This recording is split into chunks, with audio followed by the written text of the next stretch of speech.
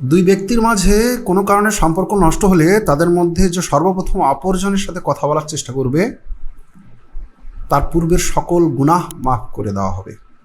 আনাস ইবনু মালিক রাদিয়াল্লাহু আনহু এর চাচাতো ভাই হিশাম ইবনু আমির আল আনসারি রাদিয়াল্লাহু আনহু বলেন, আমি আল্লাহ রাসূল সাল্লাল্লাহু আলাইহি সাল্লামকে বলতে শুনেছি, কোনো মুসলিমের জন্য অপর মুসলিমের সাথে 3 দিনের বেশি সম্পর্কচ্ছেদ করে থাকা জায়েজ নয়।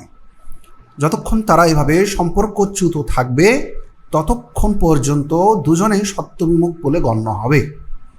তাদের মধ্যে যে প্রথম কথা বলার উদ্যোগ গ্রহণ করবে তার এই উদ্যোগ পূর্ববর্তী গুনাহসমূহের কাফফারা হয়ে যাবে। আর যদি দুজনেই সম্পর্কচ্যুত অবস্থায় মারা যায় তবে তাদের কেউই কখনো জান্নাতে যেতে পারবে না। নাউজুবিল্লাহ, লা হাওলা ওয়ালা কুওয়াতা ইল্লা বিল্লাহ।